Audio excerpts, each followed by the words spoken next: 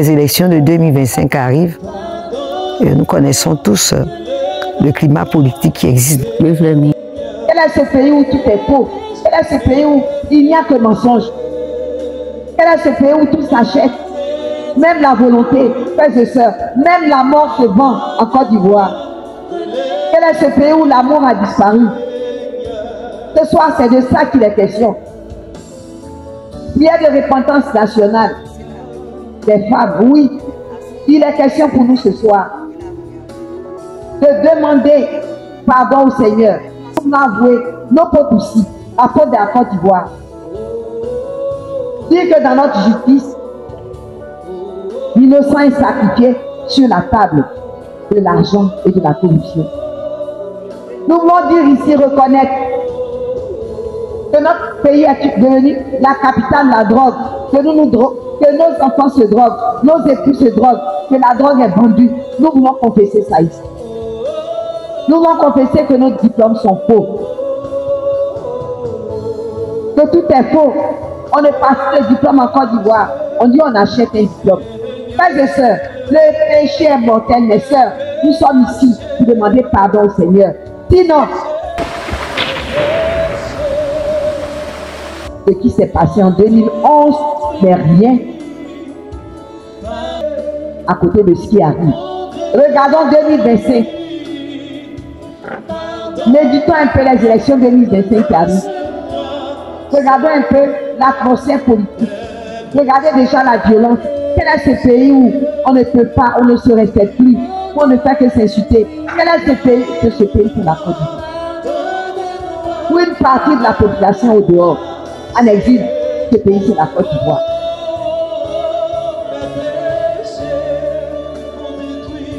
Quel est ce pays où l'immoralité est passée dans la culture? Ce pays c'est la Côte d'Ivoire.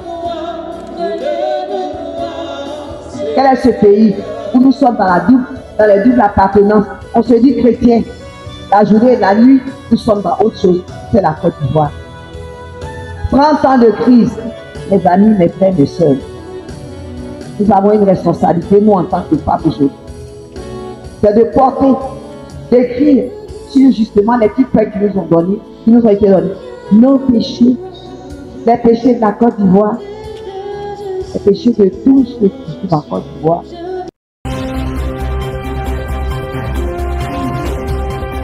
Repentez-vous et déposez vos fardeaux à la croix.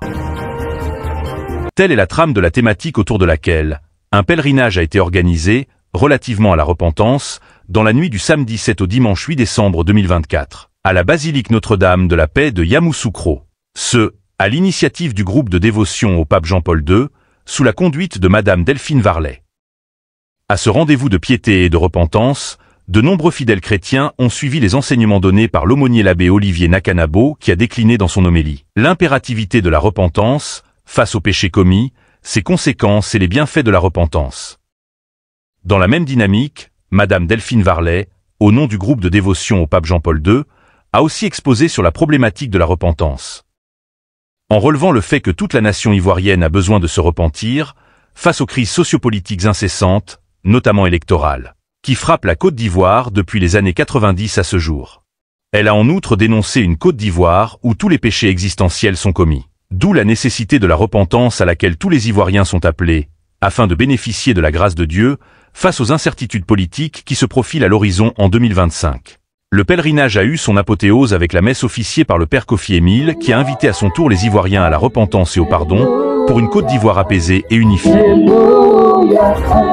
Ce soir, vous êtes tous invités ici, dans cette basilique, dédiée à Marie, Notre-Dame de la Paix, Marie, Mère de Jésus, qui est le Prince de la Paix, dans le cadre d'une prière de repentance nationale de toutes les femmes de Côte d'Ivoire, sans distinction de race, de culture, de religion, d'appartenance politique, religieuse, etc. Pèlerinage de repentance nationale des femmes de Côte d'Ivoire. Nous sommes ici parce que Dieu nous veut du bien. Nous sommes ici parce que le Seigneur sait que le péché est un chemin de mort. Nous sommes ici parce que cette parole, ce projet de pèlerinage n'est pas le nôtre. Il est le fruit, ce projet est le fruit d'une écoute intérieure du Seigneur. Nous sommes accompagnés par la relique de Saint Jean-Paul II, ami de la Côte d'Ivoire. Nous en avons parlé à nos pères évêques et c'est avec leur bénédiction que nous sommes ici dans cette basilique en cette nuit. Pour le premier pèlerinage de repentance nationale des femmes en Côte d'Ivoire. L'objectif que nous poursuivons, c'est que puisque la repentance, puisque le péché qui suscite la repentance est un chemin de mort, c'est qu'au sortir d'ici, par la repentance que nous allons faire, par la démarche que nous allons faire, par ce chemin de réconciliation que nous allons entreprendre avec notre Dieu, ce Dieu qui écoute et qui exauce ceux qui l'appellent avec amour et humilité, ce Dieu qui ne dédaigne pas, le cœur brisé et contrit. Oui, nous croyons qu'en cette nuit, à travers le nombre que vous êtes, à travers ce témoin de ce cheminement de repentance, tous les liens de la Côte d'Ivoire seront brisés au nom de Jésus de Nazareth. Tous les barreaux de fer seront enlevés au nom de Jésus de Nazareth. Toutes les formes de prison dans lesquelles la Côte d'Ivoire a été enfermée depuis des années, les portes vont s'ouvrir au nom de Jésus de Nazareth. Toutes les chaînes vont être brisées. Les cœurs vont être transformés. Les cœurs de pierre en cœurs de chair. Parce que la repentance est un chemin d'amour, un chemin du mystère de Dieu qui transforme le cœur, qui va au-dedans de l'homme pour le transformer. Alors, j'ai planté le décor pour nous faire rentrer dans ce chemin de repentance, dans cette démarche. Nous avons choisi pour vous, pour ne pas dire le Saint-Esprit a choisi, notre Père Nakanabo Olivier, berger diocésain du renouveau charismatique du diocèse de Yamoussoukro. C'est lui qui va faire le premier enseignement. Paix et joie. Mon âme bénit le Seigneur, mon âme bénit le Seigneur, mon âme. Je voudrais saluer d'abord tous et chacun, votre présence, vous dire merci d'être là au pied de Notre-Dame de la Paix. Et c'est Saint Jean-Paul II, alors pape, qui a consacré cette basilique. Et pour moi, c'est une grâce aussi de m'associer à vous pour ce temps de repentance. Lorsqu'en 1990, le pape est venu pour la consécration de cette basilique, j'ai servi comme un enfant de cœur. J'ai commencé le grand séminaire et j'étais avec un autre qui est prêtre aussi, le père Koumoué Clément, qui est en mission en France. Et lui et moi avons porté l'eau pour que le pape se lave les mains. Et lorsqu'il a fini de laver ses mains, qui s'est essuyé avec le manuterge, il nous a béni, la tracé signe de la croix sur nos fronts. Et aujourd'hui, nous sommes heureux d'être en présence de sa relique. Donc je dis parfois à certains, ils disent, bon, j'ai eu la chance d'être touché par un saint. Ils ne savaient pas qu'il allait être saint, mais maintenant qu'on sait qu'il est saint, bon, c'est une grâce. Alors merci à la bergère qui m'a associé à ce temps de repentance nationale.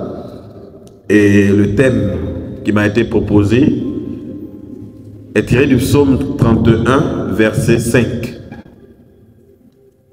et qui porte sur le thème de la repentance. Je cite le verset en question. Je t'ai fait connaître ma faute. Je n'ai pas caché mes torts. J'ai dit, je rendrai grâce au Seigneur en confessant mes péchés. Et toi, tu as enlevé l'offense de ma faute. Je t'ai fait connaître ma faute. Je n'ai pas caché mes torts. j'ai dit, je rendrai grâce au Seigneur en confessant mes péchés, et toi, tu as enlevé l'offense de ma faute. Psaume 31, verset 5. Traiter de la repentance, c'est à mon humble avis simplement traiter de la question du péché dans la vie de l'homme, mais surtout pour aboutir à la grâce de la conversion. D'un point A, le péché, il faut qu'au niveau du point B, il y ait la conversion. Entre-temps, au milieu, ce sera le temps de la repentance qui va permettre la conversion, d'être vraiment cette nouvelle créature que nous étions au baptême. Le baptême effaçant tous nos péchés, eh bien, nous sommes créatures nouvelles. Mais voilà que le péché nous salit, nous enlaidit. Et pour parvenir à un état de pureté, de sainteté à nouveau, il nous faut passer par la repentance afin d'être purifiés, soit dans le sacrement de la réconciliation, que nous appelons communément la confession, ou alors dans un sincère repentir, une sincère repentance pour ceux qui ne sont pas encore baptisés, qui ne peuvent pas de la réconciliation.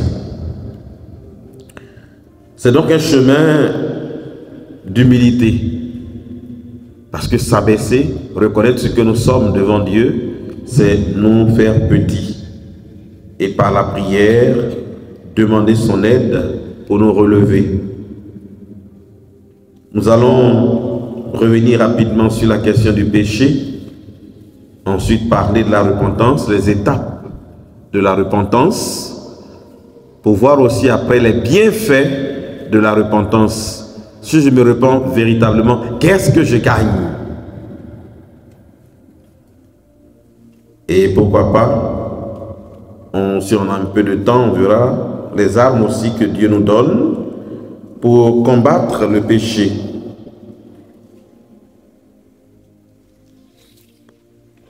Le psaume 31 donc nous invite à cette joie en renouvelant notre confiance au Seigneur, tandis que le péché nous enferme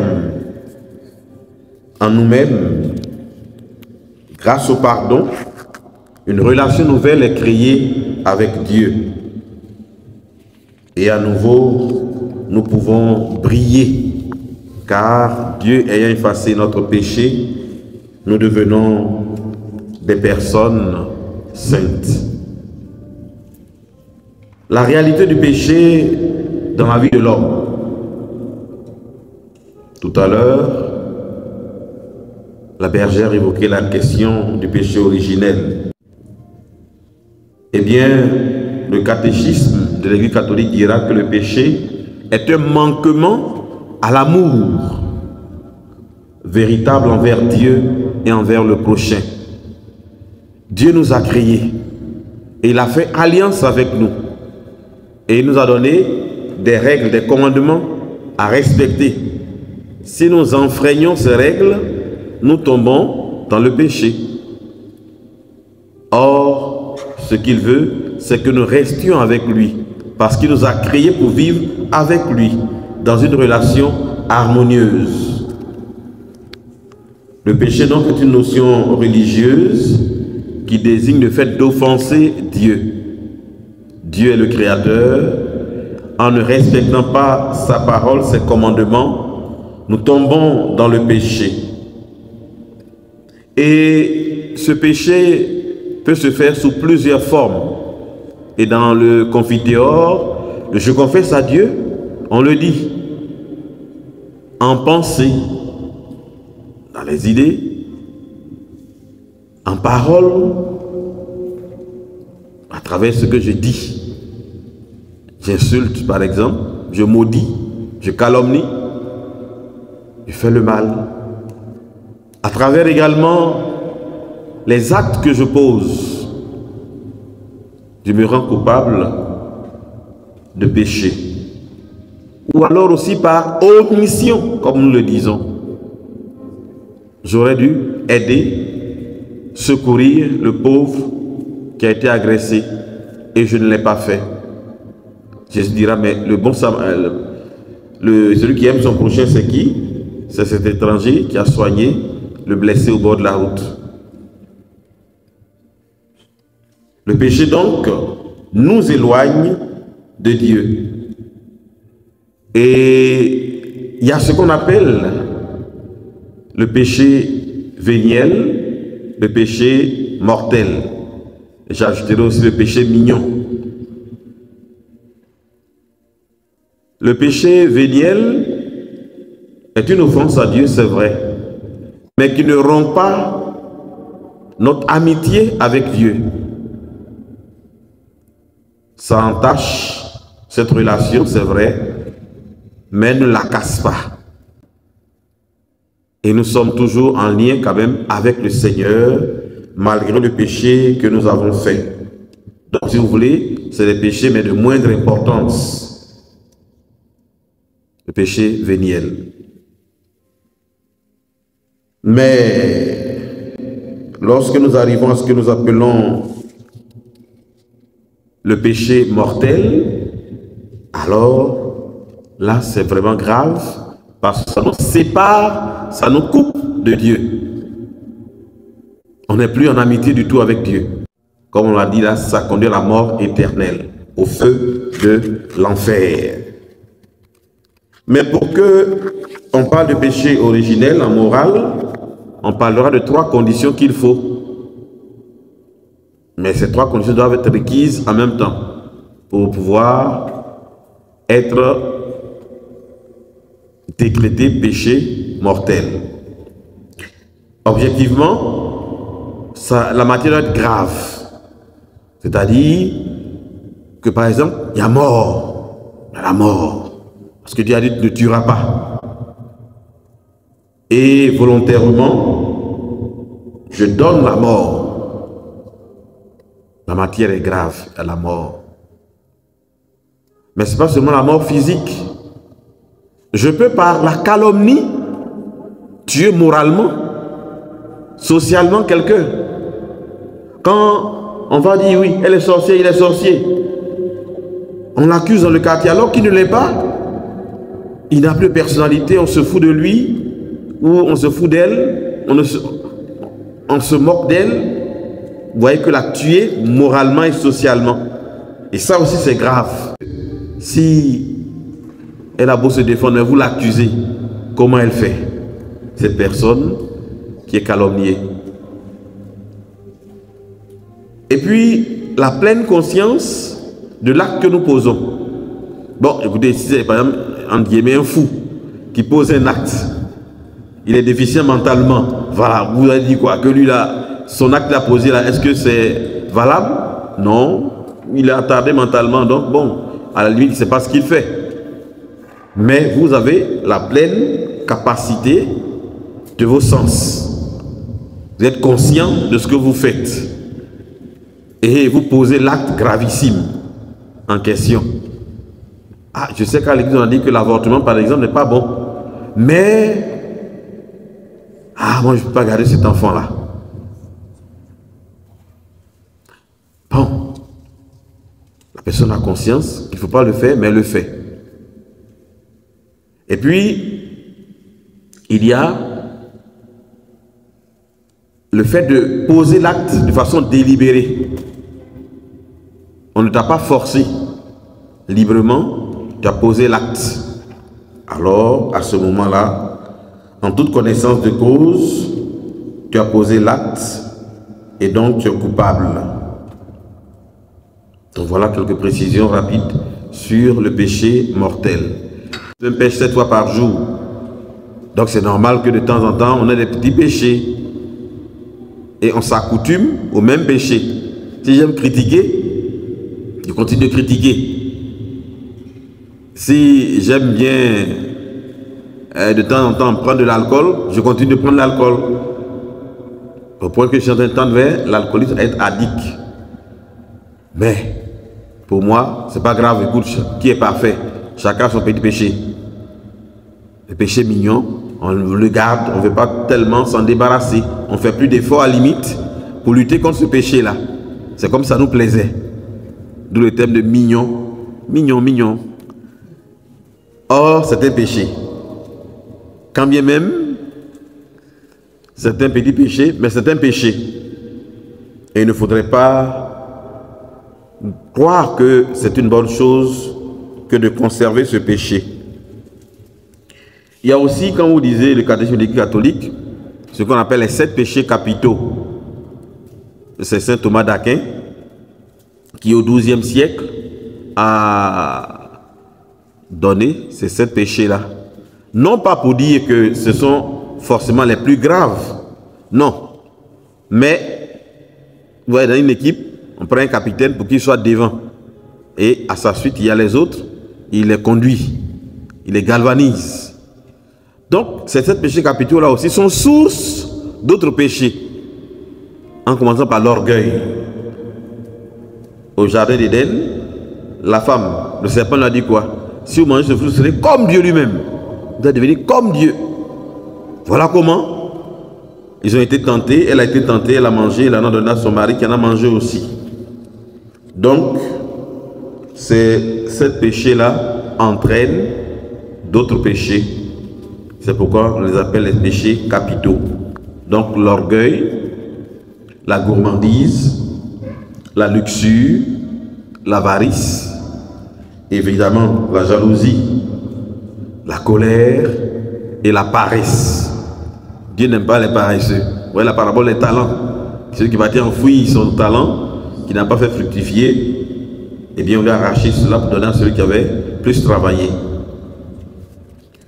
Le péché donc n'est pas bon, il nous sépare de Dieu. Voilà pourquoi nous ne devons pas longtemps rester dans le péché. Mais alors, on peut se demander, est-ce que tous les péchés seront pardonnés?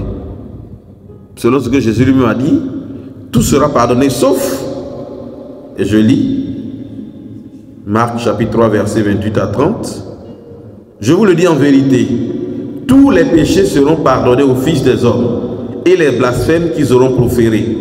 Mais quiconque blasphémera contre le Saint-Esprit n'obtiendra jamais le pardon. Il est coupable d'un péché éternel. Jésus parla ainsi parce qu'il disait, il est possédé d'un esprit impur. Le péché donc nous empêche d'être avec Dieu. Voilà pourquoi nous devons nous en débarrasser le plus tôt possible. Et voilà pourquoi nous parlons de combat spirituel dans la vie chrétienne. C'est un combat. Et vous savez que les deux premiers devoirs, les deux devoirs principaux de tout baptisé, d'abord c'est l'appel à la sainteté. Car moi, l'Éternel votre Dieu, je suis saint. En Lévitique chapitre 18, verset 2, il le dit le Seigneur. Soyez saints car moi je suis saint. Ou alors vous donc soyez parfaits comme votre Père Céleste est parfait. En Matthieu chapitre 5 verset 48. Recherchez la perfection. Mais en fait, c'est chaque jour que nous devons lutter pour grandir sur le chemin de la sainteté. Et ne pas penser que si nous avons péché, c'est fini. Nous pouvons nous rattraper. Et c'est cela que nous allons voir tout à l'heure à travers la démarche de repentance qui va meubler notre second temps. Que ça nous expose à la mort éternelle si on ne se repent pas. Ça nous sépare totalement de Dieu.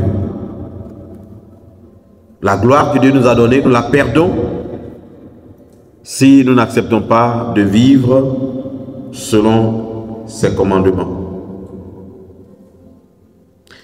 Nous sommes privés donc de la bénédiction de Dieu à cause du non-respect de ses commandements. Nous ne sommes plus enfants de Dieu parce que nous avons désobéi. Mais par le chemin de la repentance, à nouveau, nous serons réintégrés comme fils et filles bien-aimés du Père. La repentance, comment se repentir? Quelques étapes de la repentance. Je t'ai fait connaître ma faute. Fais connaître sa faute au Seigneur. Prise donc de conscience. Je n'ai pas caché mes torts, dit ce verset. Donc, vérité dans l'aveu. Je dis tout. Et j'ai dit, je rendrai grâce au Seigneur en confessant mes péchés. Et toi, tu as enlevé l'offense de ma faute. Vous savez qu'on a attribué à David la plupart des psaumes. David donc, qui place sa confiance en Dieu en avouant ses péchés. Il reconnaît qu'il a mal agi, mais que le Seigneur va lui pardonner. Et alors, David loue le Seigneur parce que Dieu l'a protégé aussi de ses ennemis et l'a rendu fort.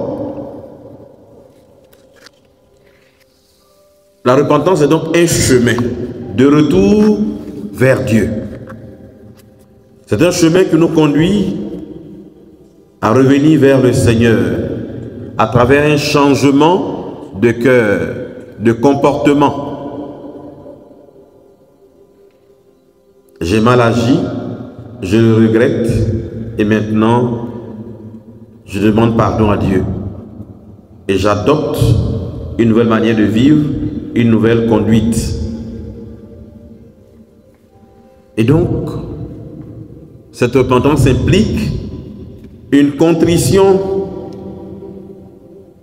sincère. J'ai offensé Dieu, je le reconnais. Et je demande humblement pardon. C'est donc pour nous le moyen de sortir du péché. Quand nous avons péché, tout n'est pas fini. Malgré le péché, il y a encore de l'espoir, car notre Dieu est miséricordieux. Et c'est pourquoi nous devons revenir de tout cœur vers lui.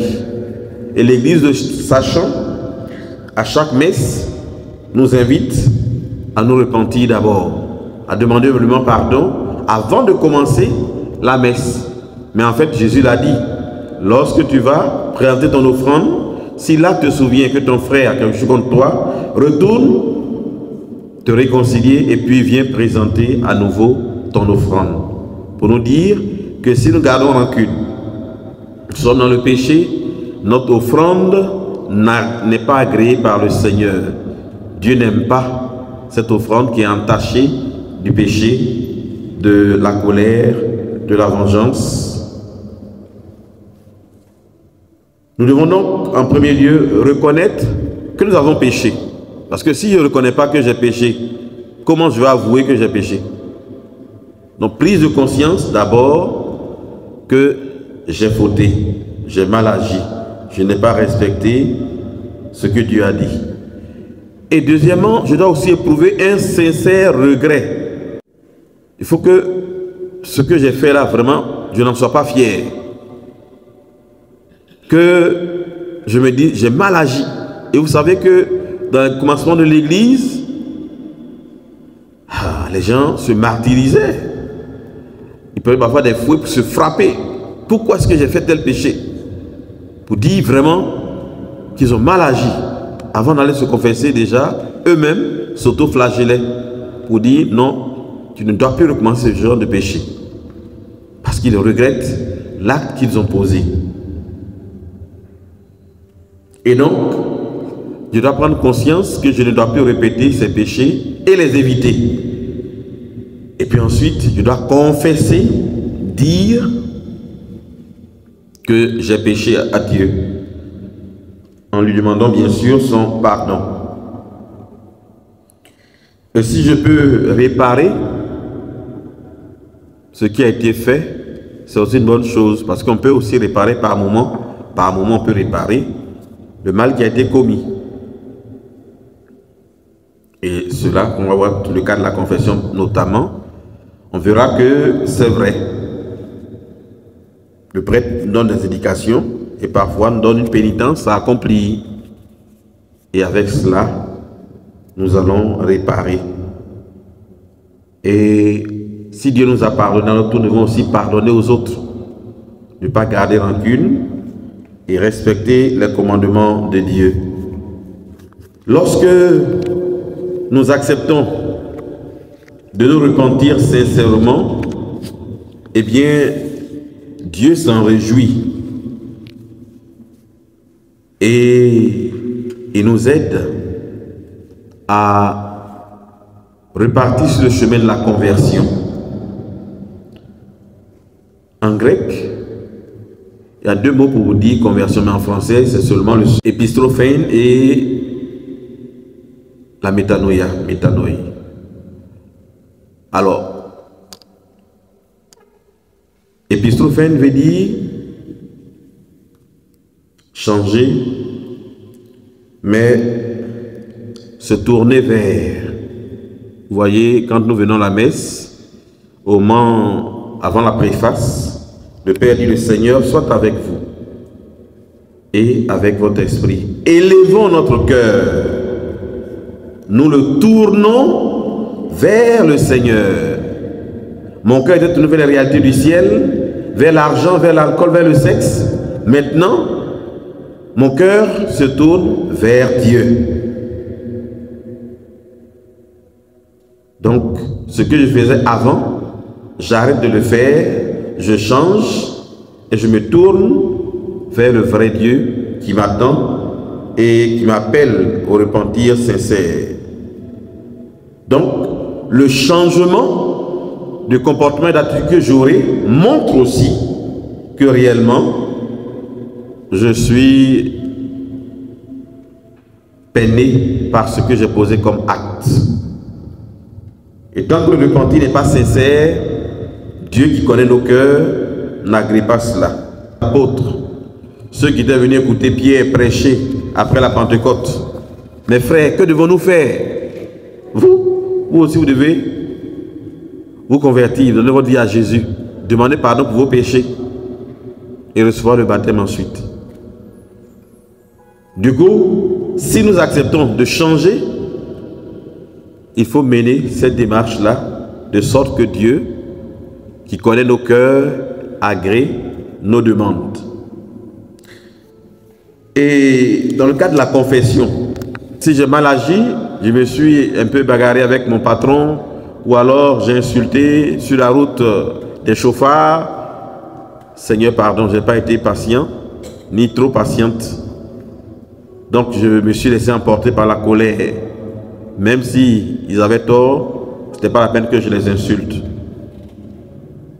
Donc, Seigneur, pardonne-moi. Donc, l'examen de conscience me permet de voir qu'est-ce qui a été bon, qu'est-ce qui a été négatif dans ma vie. Et c'est comme ça que je me prépare pour la confession. Et je dois demander aussi à l'Esprit Saint de m'éclairer souvent, de me rappeler parfois des choses que j'ai oubliées, des actes que j'ai posés mais que j'ai oubliés. Et il est fidèle, si on lui demande, il nous rappelle, il nous remet en conscience ce qu'on a oublié, l'Esprit Saint.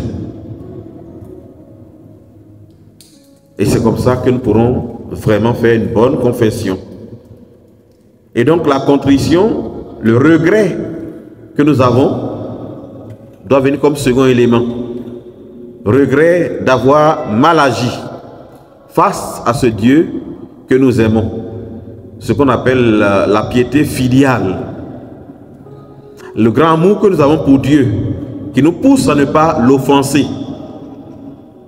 Vous voyez, quand vous avez un ami que vous aimez, une amie que vous préférez, vous ne voulez pas que vous chamaillez. Vous voulez qu'il y ait toujours la paix. Donc il y a un respect mutuel qui prévaut entre vous. Donc ce Dieu-là, ce n'est pas la peur qui doit nous pousser à respecter ses commandements. Sinon, il va nous détruire. Non, non, non, ce n'est pas ça. Mais c'est l'amour que nous avons pour lui qui doit nous pousser à éviter le péché. Et si ce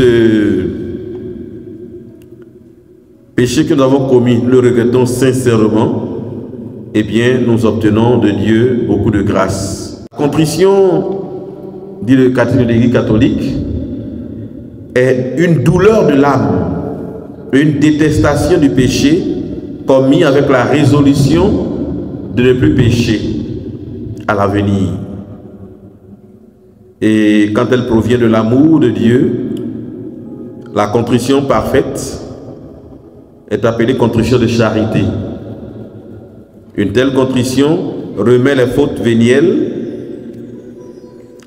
Elle obtient aussi le pardon des péchés mortels si elle comporte la ferme résolution de recourir dès que possible à la confession sacramentelle. C'est-à-dire, j'ai posé un acte vraiment ignoble, mais il n'y a pas de prêtre là où je suis pour me confesser.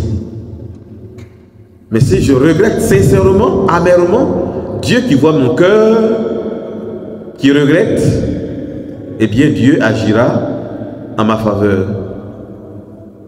Et avant que je trouve un prêtre, il m'aura déjà pardonné. Parce qu'il est fidèle et qu'il voit ce qui se passe dans nos cœurs. Alors quand on a regretté, on s'est examiné,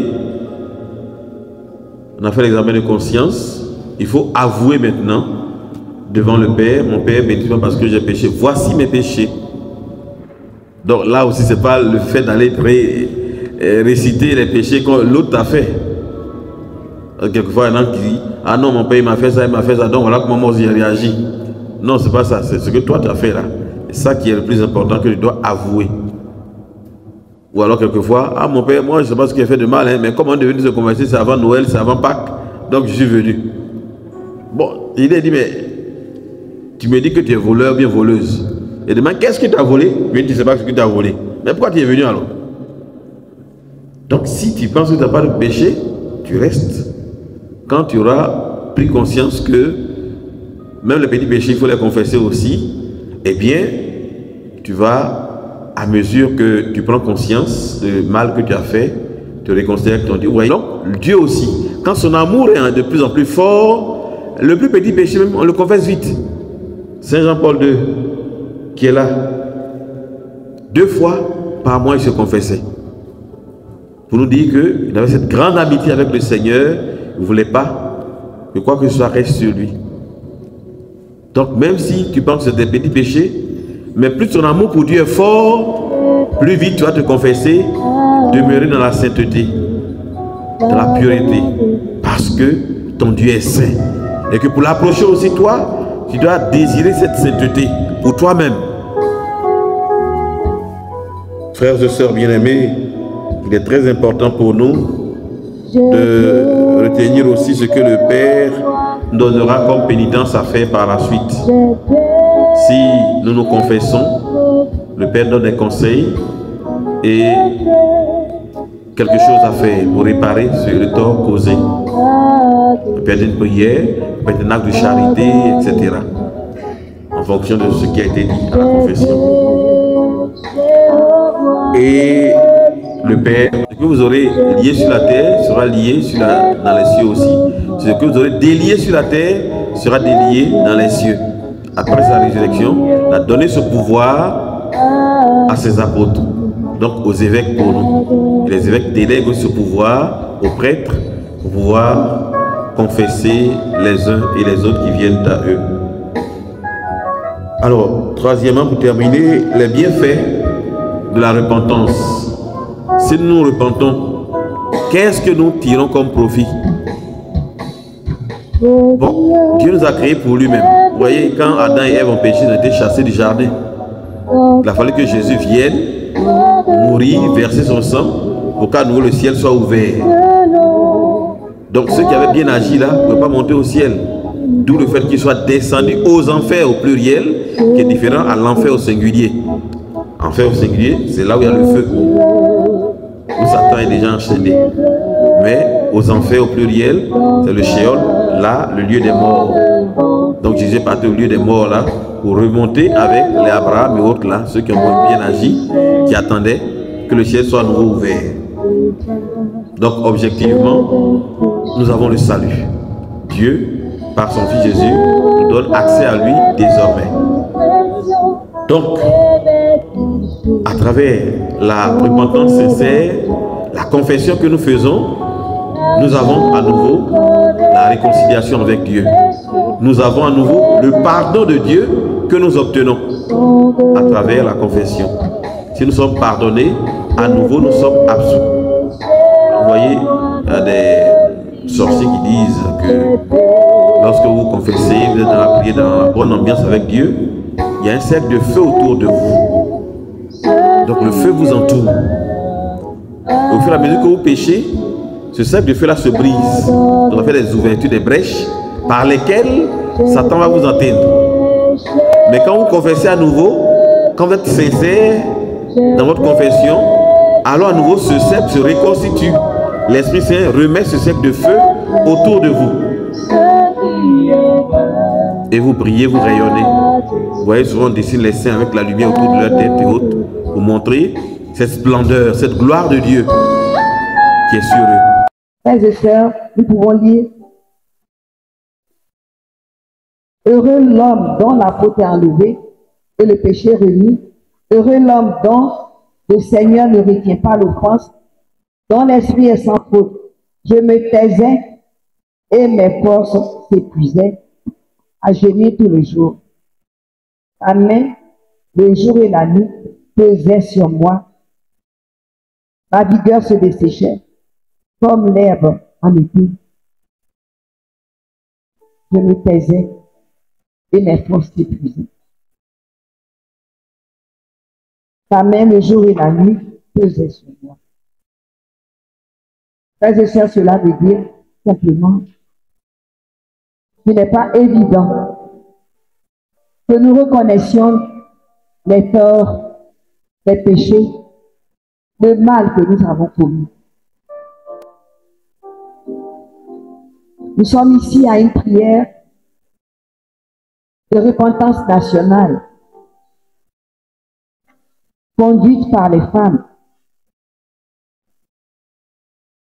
au bénéfice de toute la Côte d'Ivoire, du nord au sud, de l'est à l'ouest, au sud, au centre. Tout homme, toute femme, tout enfant qui vit sur la terre de Côte d'Ivoire est pris en charge. Mais d'où nous vient ce thème? La Côte d'Ivoire a-t-elle besoin de repentance tel que le Père nous l'a expliqué avec des témoignages bien précis? La Côte d'Ivoire a-t-elle besoin de repentance? Frères et sœurs, s'il est vrai que se repentir, c'est avouer ses péchés, s'il est vrai que se repentir, c'est non seulement regretter, mais prendre la décision de se convertir, d'où nous vient alors ce thème? Nous sommes ici, dans cette basilique, dédiée à la Vierge Marie, Mère de Jésus. Et donc, dans cette basilique, qui est la maison du Seigneur, où l'Eucharistie est célébrée tous les jours, et nous avons la grâce, cette nuit, d'être accompagnés par la relique, le premier degré de Saint Jean-Paul II. En fait, ses cheveux qui signifient sa présence. Et je l'ai dit, ce thème nous vient des appels récurrents, répétés de cette relique qui parle, parce que c'est une personne. Elle parle parce que Jésus, le Maître, le Seigneur en qui Saint Jean-Paul II est vivant, parle. La vénération de cette relique a été faite un 18 février 2018 à la cathédrale par son éminence Jean-Pierre Cardinal Coutoin.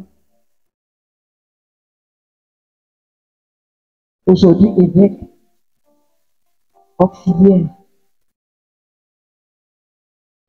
Frères et sœurs, nous sommes ici ce soir, nos groupes d'intercession prophétique Saint Jean-Paul II, en tant que témoins. Que vaut la parole du Seigneur? Nous ne voulons pas être des Jonas. Ce soir, nous sommes ici comme Ninive. Le psalmiste l'a dit, tant que je me taisais Est-ce que la Côte d'Ivoire, je le dis bien, a besoin de repentance? Est-ce que nous, ici, avons-nous péché? Quel est ce pays où tout est faux? Quel est ce pays où il n'y a que mensonge? Quel est ce pays où tout s'achète? Même la volonté, frères et sœurs, même la mort se vend en Côte d'Ivoire. Quel est ce pays où l'amour a disparu? Ce soir, c'est de ça qu'il est question. Prière de repentance nationale des femmes, oui. Il est question pour nous ce soir de demander pardon au Seigneur. Nous ne voulons pas nous taire. Le psalmiste dit, tant que je me taisais. Et puis loin, il dit, j'ai avoué mes fautes. Nous m'avons avoué nos fautes aussi. La faute de la Côte d'Ivoire. Dire que dans notre justice, l'innocent est sacrifié sur la table de l'argent et de la corruption. Nous voulons dire ici, reconnaître que notre pays est devenu la capitale de la drogue, que nos enfants se droguent, nos époux se droguent, que la drogue est vendue. Nous voulons confesser ça ici. Nous voulons confesser que nos diplômes sont faux. Que tout est faux. On ne passe pas le diplôme en Côte d'Ivoire. On dit on achète un diplôme. Frères et sœurs, le péché est mortel, mes sœurs. Nous sommes ici pour demander pardon au Seigneur. Sinon, ce qui s'est passé en 2011 n'est rien à côté de ce qui arrive. Regardons 2025. Méditons un peu les élections 2025 qui arrivent. Regardons un peu l'atmosphère politique. Regardez déjà la violence. Quel est ce pays où on ne peut pas, on ne se respecte plus, où on ne fait que s'insulter? Quel est ce pays? Que ce pays, c'est la Côte d'Ivoire. Où une partie de la population au dehors, en exil, ce pays, c'est la Côte d'Ivoire.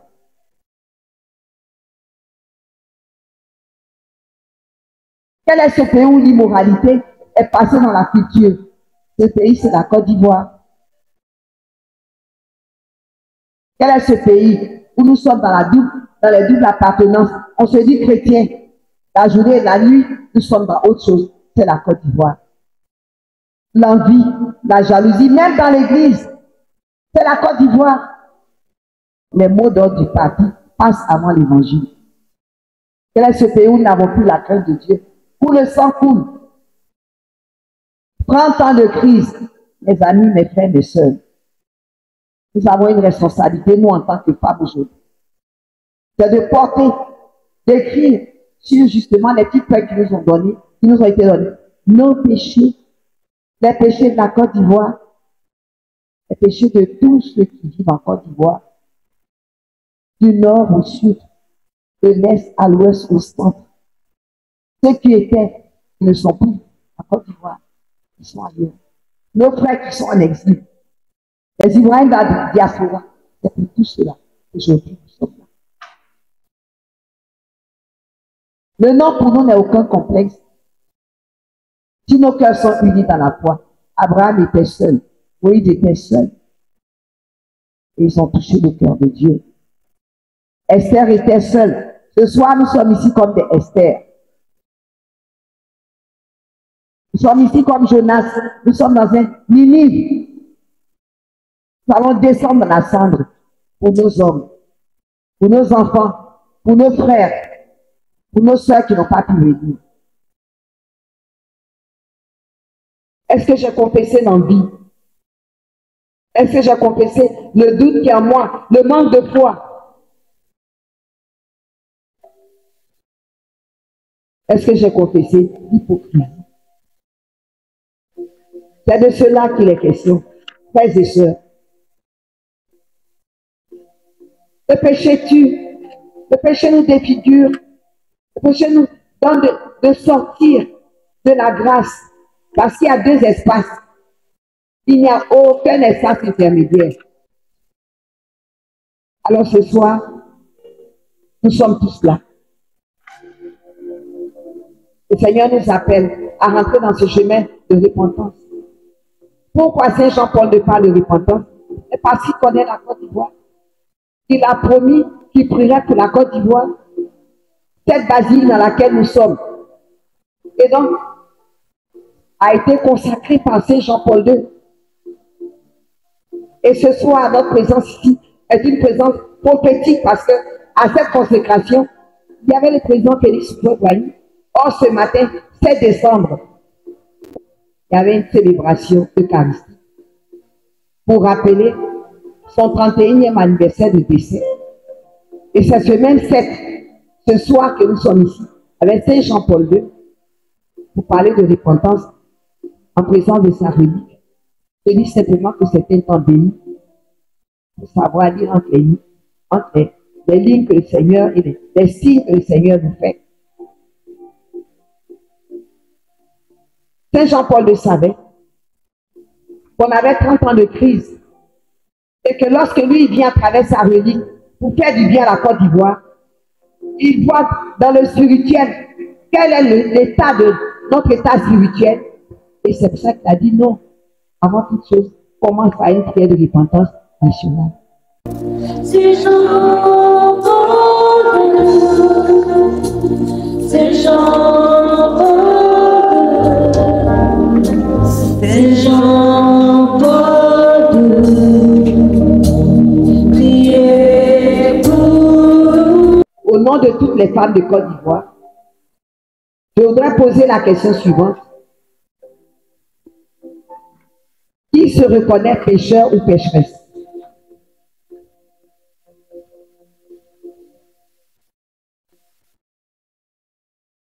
Qui se reconnaît pécheur ou pécheresse? Qui est-ce qui a besoin de repentance? Qui est-ce qui pense que cet enseignement, ce pèlerinage que nous faisons est justifié, qu'il a sa place dans notre histoire et dans notre vie? Voilà ma main.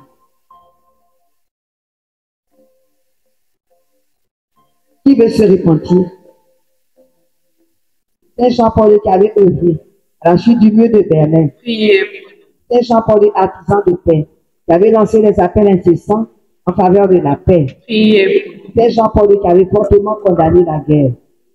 Saint Jean-Paul qui avait défini la sainteté chrétienne comme un témoignage crédible de vie et qu'une fidélité à l'évangile. Saint Jean-Paul rempli de zèle pour le salut des âmes. Saint Jean-Paul apôtre de l'amour. Saint Jean-Paul qui avait œuvré pour l'avènement de la civilisation de la vérité et de l'amour. Saint Jean-Paul, homme de culture, de sciences et d'art. Saint Jean-Paul, écrivain, poète, comédien, ouvrier, séminariste. Proche des peuples, connaissant leurs attentes et éclairant leurs contradictions. Saint Jean-Paul, défenseur de la vie humaine. Saint Jean-Paul qui priait que le terrorisme disparaisse du monde. Saint Jean-Paul, apôtre de la non-violence. Saint Jean-Paul, défenseur des droits de l'homme. Saint Jean-Paul, modèle d'humilité. Saint Jean-Paul qui avait ouvert la route du 3e millénaire à l'Église. Saint Jean-Paul, modèle de pardon, initiateur de la journée mémorable du pardon des membres de nous. Saint Jean-Paul, apôtre de la miséricorde, qui avait institué la fête de la miséricorde. Qui avait pardonné à votre agresseur. Saint Jean-Paul, artisan d'unité, promoteur du dialogue écuménique et interreligieux d'Assise. Saint Jean-Paul qui avait ramené des milliers de fidèles au Christ par votre foi. Saint Jean-Paul dont la vie a été un long, fatigant et merveilleux voyage au cœur de l'Évangile. Saint Jean-Paul, le globe auteur du Christ, citoyen du monde, infatigable pèlerin. Saint Jean-Paul dont la parole, dont le pontificat a apporté beaucoup de fruits aux innombrables semences dans le champ de l'Église. Saint Jean-Paul qui a accepté la charge canonique par obéissance au Christ et dans la confiance en Marie. Saint Jean-Paul qui a appelé le peuple juif nos frères préférés, nos frères aînés. Saint Jean-Paul qui avait fondé le conseil pontifical pour la pastorale de la santé. Saint Jean-Paul qui avait partagé la vie, la souffrance des malades à travers votre propre maladie. Saint Jean-Paul qui avait décidé d'offrir vos souffrances de l'Église et pour le monde, unis au Christ, prêt, autel et victime. Saint Jean-Paul doté d'un charisme extraordinaire de guérison. Saint Jean-Paul qui, comme Jésus, avait la prière pour nourriture. Saint Jean-Paul invoqué comme patron de la jeunesse initiateur des JMJ. Saint Jean-Paul II, invoqué comme patron de la famille. Saint Jean-Paul le pape Marianne, qui a su redonner à Marie sa place dans l'Église dans le cœur des fidèles. Saint Jean-Paul, introducteur des mystères lumineux dans le très saint rosaire. Saint Jean-Paul qui répétait, n'ayez pas peur. Ouvrez tout grand les portes au Christ, pour que le Christ à son tour vous ouvre le paradis. Saint Jean-Paul qui est resté lucide jusqu'à votre dernier souffle. Saint Jean-Paul qui avait reçu à votre mort l'effusion d'affection et de reconnaissance mondiale. Saint Jean-Paul dont la dépouille fut l'objet d'un pèlerinage et d'une vénération mondiale. Saint Jean-Paul dont les obsèques ont fait ressentir fortement l'unité de toute la famille humaine. Saint Jean-Paul dont le souvenir, l'affection et l'admiration s'accroissent de jour en jour. Saint Jean-Paul, intercesseur du troisième millénaire, attentif à tous les besoins. Saint Jean-Paul qu'on n'évoque jamais en vain, auteur de plusieurs miracles. Saint Jean-Paul, aimé, béni de Dieu et des hommes. Saint Jean-Paul qui vit dans la gloire de Dieu. Agneau de Dieu qui a enlevé les péchés du monde, pardonnez-nous, Seigneur. Agneau de Dieu qui a enlevé les péchés du monde, exaucez-nous, Seigneur. Agneau de Dieu qui a enlevé les péchés du monde, ayez pitié de nous, Seigneur. Priez pour nous, Saint Jean-Paul II, afin que nous devenions des témoins remplis de foi et d'amour de la prière. Père très bon, notre Créateur et notre Dieu, nous louons votre miséricorde, dans le visage de votre Fils Jésus-Christ, le Sauveur de l'humanité. Sa tendresse et sa sollicitude ont bien voulu admettre Saint Jean-Paul II à l'autel des saints. Et par son intercession, nous obtenions de vous toutes les grâces spirituelles et temporelles qui nous permettront d'être dignes de son royaume de lumière, lui qui est vivant et victorieux, pour les siècles des siècles. Amen. Seigneur Dieu, Maître de tout, nous te confessons et te reconnaissons comme le seul et unique vrai Dieu. Père Saint, présent en ton Fils Jésus-Christ, le Roi d'amour, de justice et de paix, béni sois-tu pour le don de la vie. Père Saint, nous te sommes infiniment reconnaissants pour toutes les richesses naturelles, humaines et spirituelles, dont ta miséricorde et ta providence ont comblé notre pays, la Côte d'Ivoire et le monde entier. Père Saint, Père très fidèle, ton projet sur notre nation est le bonheur, mais nous avons gaspillé ton héritage, l'amour, la vérité, la justice et la paix. Père très bon, aujourd'hui, comme le Fils prodigue, nous revenons vers toi, car nous sommes dans de grandes difficultés. Nous connaissons la souffrance, notre pays est en danger, le monde est en danger. Notre mère patrie et toutes les nations sont très malades. Le monde entier est malade.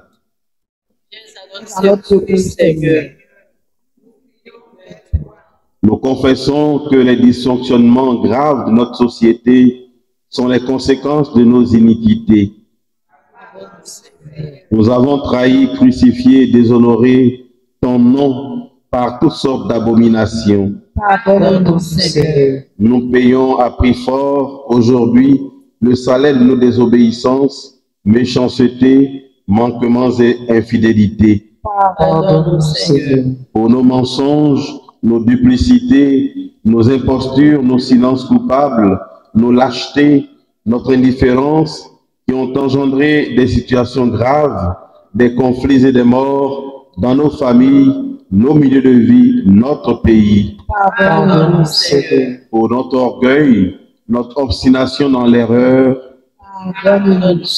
pour nos trahisons, nos manques de loyauté, nos hypocrisies, pour les injures, la colère et la violence déployées dans nos rapports humains.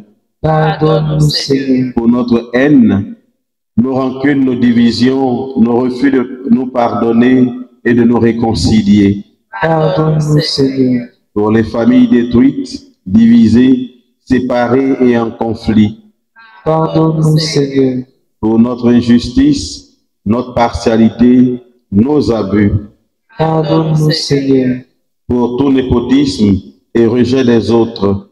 Pardonne-nous, Seigneur. Pour toute forme de ségrégation et de racisme. Pardonne-nous, Seigneur. Nous choisissons ce jour la justice, la paix, la vérité et l'amour. Sauve-nous, Seigneur. Nous nous inscrivons dans l'unité, la solidarité, le partage et la sainteté. Sauve-nous, Seigneur. Nous acceptons de vivre notre vocation de baptiser, d'être celle de la terre et lumière du monde. Sauve-nous, Seigneur. Nous accueillons avec joie ton invitation à nous convertir. Sauve-nous, Seigneur. Père très fort, envoie-nous ton Esprit Saint, l'Esprit de lumière, de sagesse et d'intelligence, de conseil et de force, de science et de connaissance, de piété et de respect de Dieu, pour nous transformer et nous donner un cœur nouveau et un esprit nouveau.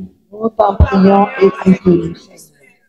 Envoie-nous ton Esprit Saint pour faire renaître en nous l'amour pour toi et la recherche de ta volonté en toutes choses. Envoie-nous ton Esprit Saint pour nous donner la crainte de ton Saint-Nom. Nous t'en prions, écoute-nous, Seigneur. Père très fort, nous en appelons au sang de ton Fils, Jésus-Christ, le remède du monde pour la guérison de notre nation. Nous t'en prions, écoute-nous, Seigneur. Père très haut et très proche, nous te rendons grâce pour ta miséricorde infinie, qui est l'assurance de ton pardon et la garantie de ton alliance. Merci, Seigneur. Et Notre-Dame de la paix, avec la supplication humble et constante de Saint Michel Archange et de tous les anges, l'intercession de Saint Jean-Paul II, ami de la Côte d'Ivoire et de tous les saints. Merci, Seigneur. Seigneur Dieu et Père, nous en appelons à ta bonté et à ta compassion éternelle. Veille sur notre pays, sur sa population, sur ses gouvernants. Comble-nous tous de tes grâces et de tes bénédictions, au nom de ton Fils Jésus-Christ, le Sauveur de l'humanité, le vivant à jamais, pour les siècles des siècles. Amen. Bénis le Seigneur, mon âme. Mon âme, bénis le Seigneur. Mon âme. Mon âme, bénis le Oh, Seigneur. mon âme. Mon âme, bénis le Seigneur. Mon âme. bénis le Oh, Seigneur. mon âme. Mon âme, bénis le Seigneur. Mon âme. Mon âme, bénis le Oui, Seigneur. mon âme. Mon âme, bénis le Seigneur. Mon âme, bénis le Seigneur. Quand je vois la merveille de mon Dieu briller sur le toit de ma maison, mon âme bénit le Seigneur. Quand je vois la bonté de Yahweh briller sur le toit de ma maison, mon âme bénit le Seigneur. Oh, mon âme, Mon âme, bénis le oh, mon âme, Mon âme, bénis le oui, Seigneur. mon âme, Mon âme, bénis le Seigneur. mon âme, oui, mon âme, Mon âme, bénis le oh, Seigneur. mon âme, Mon âme, bénis le et Seigneur. mon âme, Mon âme, bénis le Seigneur. mon âme, Bénis le Seigneur. oui, joie, joie, mon cœur est dans la joie, joie, joie, mon cœur est joie, joie, joie, mon cœur est dans la joie, joie, joie, mon cœur est dans la joie, Jésus mon roi est tout pour moi, et voilà pourquoi mon cœur est dans la joie, oui, toujours dans la joie, joie, joie, mon cœur est dans la joie, joie, joie, mon cœur est dans la joie, Jésus mon roi est tout pour moi, Et voilà pourquoi mon cœur est dans la joie. la joie. Moïse intercédait pendant que le peuple combattait. Donc, nous sommes une armée et nous devons combattre pour que la paix advienne. Si nous sommes sincères, Dieu en tiendra compte.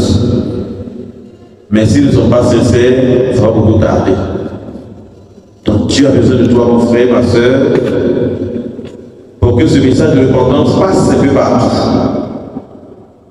dans les cœurs, dans les partis politiques, dans les villages, que nous acceptions de reconnaître notre part de culpabilité dans ce qui nous arrive et non pas rejeter la faute comme Adam l'a fait.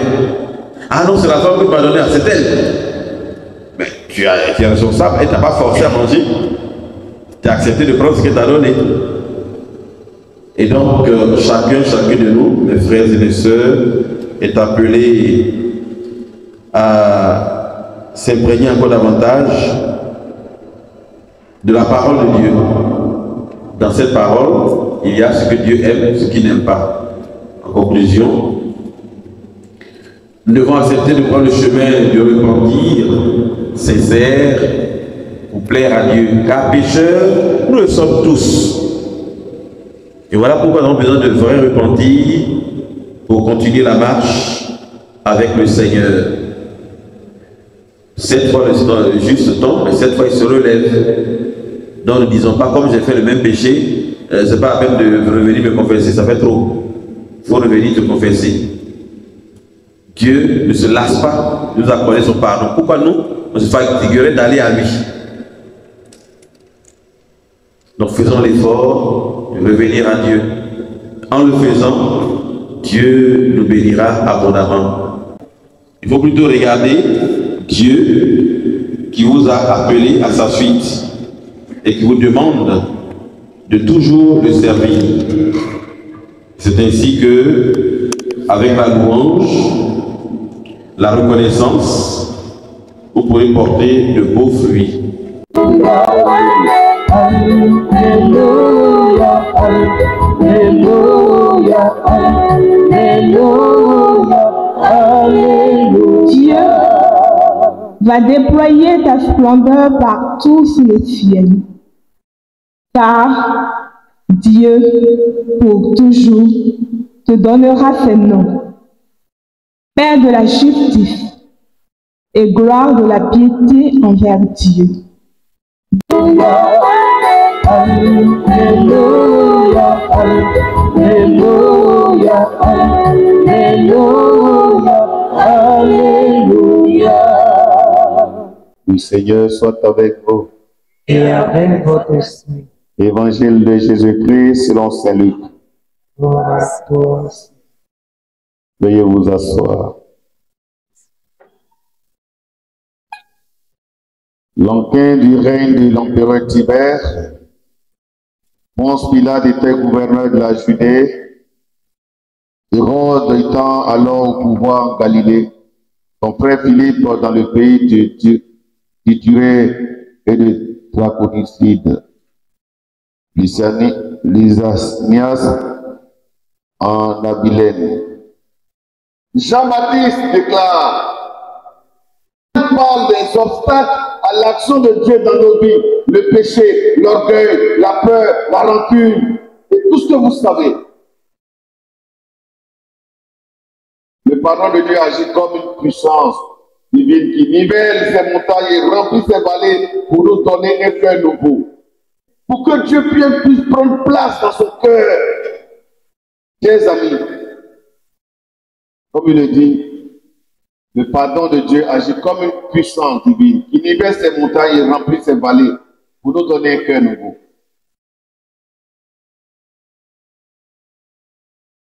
Vous portez peut-être des blessures profondes, des offenses non pardonnées. Aujourd'hui, Dieu nous dit, laisse-moi combler ces vides et briser ces murs. Le pardon n'est pas une faiblesse, chers soeurs, chers frères. Le pardon n'est pas une faiblesse.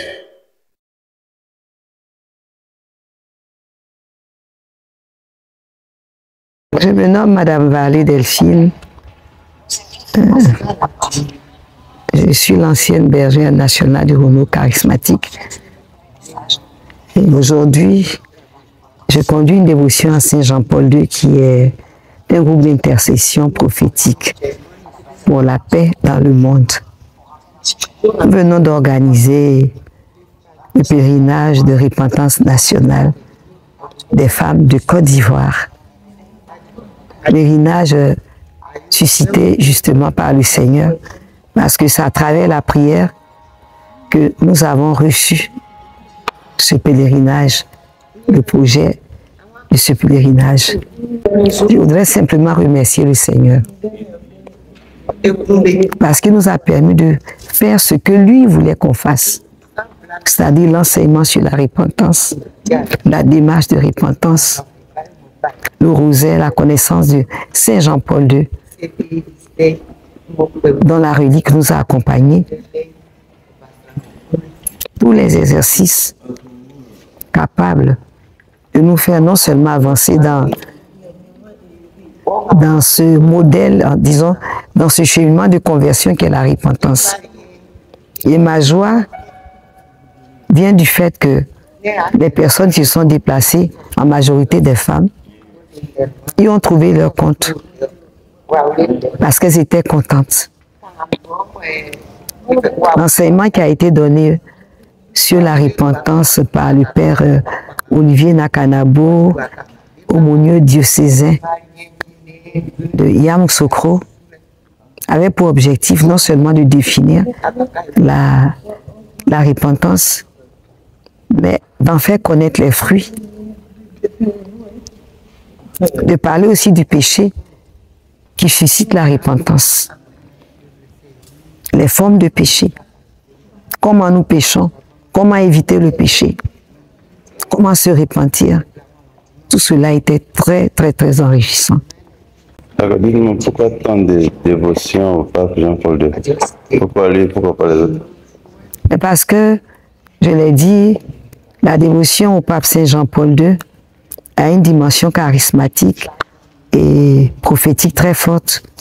C'est lorsque j'étais bergère diocésaine du renouveau charismatique qu'il a commencé à me faire les premiers clins d'œil. Et donc prophétique parce que tout est révélé. Ce pèlerinage national de repentance, c'est depuis 2017 que Saint Jean-Paul II en parle. Et il a fallu sa mémoire liturgique et cette neuvaine que nous avons eu à faire pendant la mémoire liturgique pour qu'il nous précise, aller avec les femmes, aller à la basilique, aller le 8 décembre. Et donc, c'est pour cette raison que c'est avec Saint Jean-Paul II que nous cheminons. C'est avec Saint Jean-Paul II que nous prions parce qu'il est saint. Il a la faveur de Dieu qui ne lui refuse rien. Et pour terminer, je dis aussi que le secret de Saint Jean-Paul II, on ne le dira jamais assez. C'est sa foi en la miséricorde du Seigneur. La miséricorde qui peut tout, qui est au-dessus de toutes les lois. Et donc, par Saint Jean-Paul II, on peut prier pour tous les cas.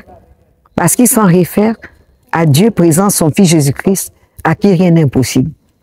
Et tout ça, c'est tout cela qui fait notre joie et qui nous donne la force de continuer malgré les obstacles qui sont sur la route, qui en général sont des obstacles humains. Mais nous les dépassons au nom de Jésus. Nous les dépassons parce que nous aimons le Seigneur. Nous les dépassons parce que nous savons que nous ne sommes pas seuls, que le Seigneur est avec nous. Et donc avec lui, nous aurons toujours la victoire. Et donc que son nom soit glorifié pour ce premier pèlerinage de repentance nationale des femmes qui ne va pas s'arrêter. Il y aura d'autres. Parce que tant qu'il y aura, on sera dans le péché, nous allons nous repentir. Les élections de 2025 arrivent. Et nous connaissons tous le climat politique qui existe. Je m'appelle Madame Malali Albertine. Je suis venue à l'église. Le père a dit on n'a qu'à venir, on n'a qu'à laisser tout tomber. On est venu sur la maman Marie. Notre-Dame de la paix. Notre-Dame de la paix. On est venu, le père a dit on n'a qu'à laisser tout tomber. Pour pas qu'on va garder rempli.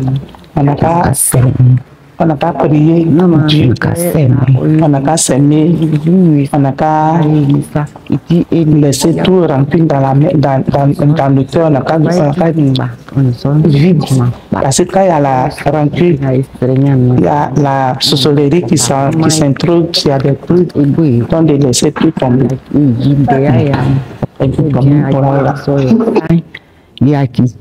Madame Kofi Justine, je suis à la paroisse Sainte-Marie, Mère de Dieu, de Yamsoukro ici.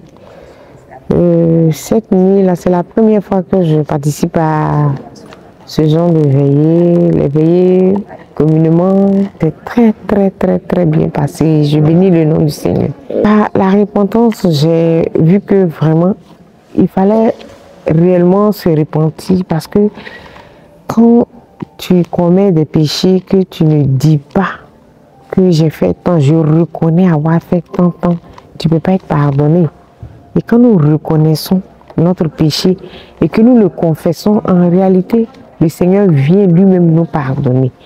Mais quand nous ne confessons pas, quand nous ne confessons pas et nous reconnaissons que nous avons péché, mais nous ne le confessons pas, ce péché-là, comment le Seigneur pourrait-il nous pardonner?